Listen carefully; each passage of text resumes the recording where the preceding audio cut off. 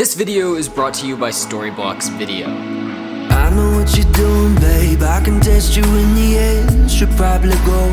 I don't even really care. You fake a smile and I hesitate to stay. Hand on my chest when you take my breath away. Go on and take my breath. Breathe in, I feel your heartbeat never ends.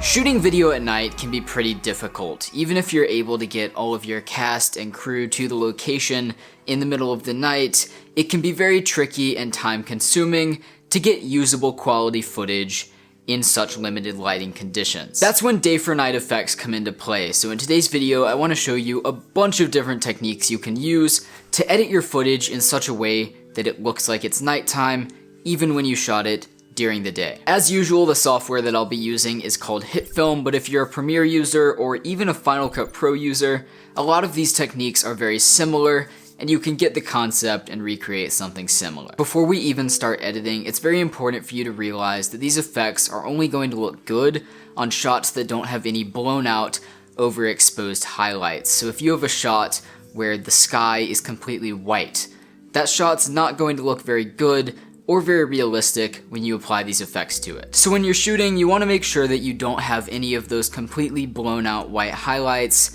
in your shot. If your camera has a highlight peaking option, this is a great time to enable it. Basically what this does is displays a striped zebra pattern over areas of your shot that are completely overexposed. It's a really great indicator to show you where those areas are so you can avoid them. But no matter what, the best way to shoot usable footage for this effect is by avoiding direct sunlight, by shooting on a cloudy day, or shooting in the shade. The most basic day for night effect is of course the color correction, where you change the colors in your shot to make it look like it's nighttime. The first thing I do is add a levels adjustment to my effect, and I use that to bring the highlights way down and then adjust the midtones and shadows to get something I think looks realistic. The next adjustment I add to my clip is curves, and I use this to remove red from the clip and add blue, which basically just gives it that cool nighttime type tint. After that, the final effect I'll add is a hue saturation and lightness adjustment, and I'll actually put that before our curves adjustment so we can adjust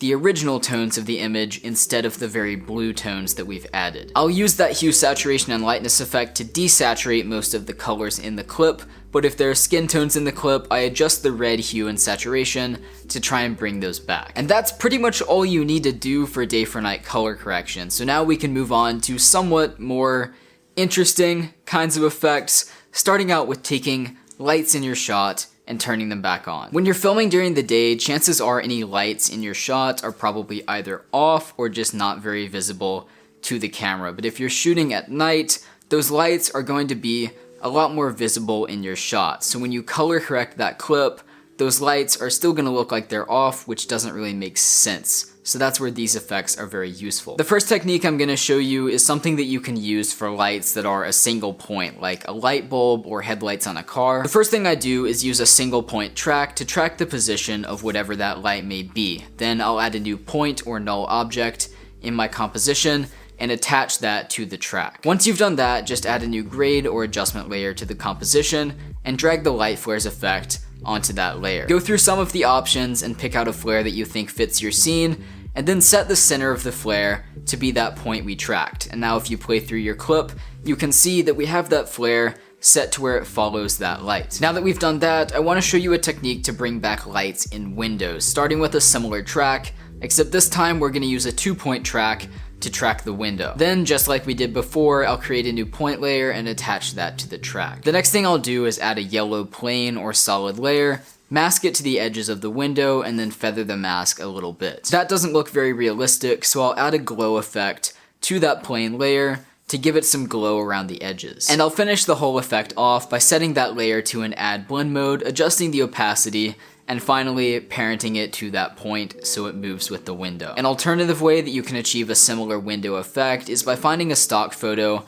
of a similar looking window but with the lights turned on. Instead of using the yellow plane, I'll mask that stock photo and then position it over the window before parenting it to that track point and adjusting the color so it fits in the scene. Those are all very practical effects, but the next effect I want to show you is not necessarily practical, but really cool, and that is of course adding fake stars to the background of your video. Of course, the first thing you need to do is find the clip or image of stars that you're going to use for the effect. The background element I'm using is this really cool Milky Way time-lapse I was able to find very quickly and easily by searching for it on Storyblocks Video. Storyblocks Video is of course the sponsor of today's video, and it's the place you can find studio quality stock clips at a much better price. They've got tons of HD and 4K footage, as well as After Effects templates, motion backgrounds, and even more, and all of it is completely royalty free, so you can use it in your personal and commercial projects. There's constantly new clips being added that you can download for free, but as a member you'll also save 10% on clips from the marketplace where the original artists get a percentage of the sales price. And if you've ever tried selling your own stock footage, that's pretty tight. As a filmmaker or video creator, you'll run into a lot of situations where stock footage can be an absolute lifesaver, this video being a good example. Because of the light pollution where I live, it will be impossible for me to go out and shoot an adequate time-lapse of the stars. So being able to search for that on Storyblocks Video and find something I wouldn't have access to otherwise is extremely helpful. Stock footage is incredibly useful, and this is the best place to get it, so click the link in the description below to learn more about Storyblocks Video. Now that I have my starry footage, I'm going to track the background of my original clip using a 2-point track, and then attach that track to, you guessed it, a new point layer. Next, I'm going to duplicate that background layer, hide the bottom layer, and then key out the sky on the top. There's a bunch of different ways to do this, the easiest of which is just to use a luma key to key out the entire sky, but that doesn't always work. In situations where the sky isn't necessarily the brightest part of the shot, you can try using different types of keying methods like a blue screen key, or even using different tools depending on your software like the Rotobrush tool, or even masking. Keying it out is easiest, but just do what you gotta do to get the sky completely out of your shot so we can replace it with a different one. Once we've gotten rid of the sky from that top layer, I'm going to turn the bottom layer's visibility back on,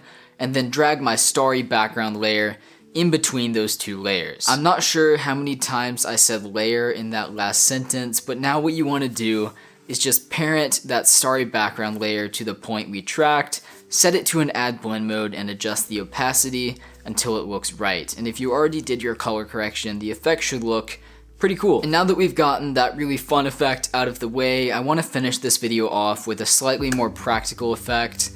And I just now noticed, I feel like one of these is off, like it's not where it's supposed to be. Before I film these videos, I make quite an effort to ensure that the lenses are evenly distributed, and I think this one, well, shucks. Is that right? Is that better? I think. Aha, perfect. Look at that. Aren't you enjoying this video just a lot more now? Just like that, it's the small things that count, which accidentally transitions really well in the next effect. And that is grain. When you're shooting at night, shooting in low light, you're going to get some level of grain in your shot. No matter what software you're using, adding grain to your footage is extremely easy, but this effect is one you can use to give your footage a more realistic kind of grain. To create the effect, I'll just duplicate my layer and then hide the bottom layer. Then I'll drag a luma key onto the top layer and use it to key out the brighter parts of the image and then increase the tolerance a lot.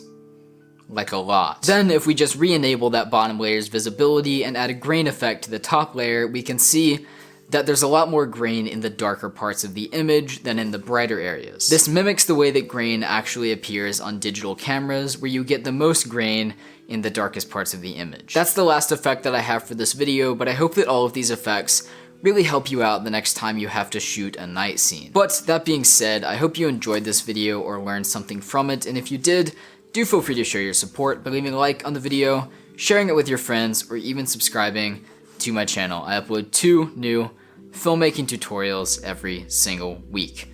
But that's all for now. Keep creating, and I'll see you in the next one.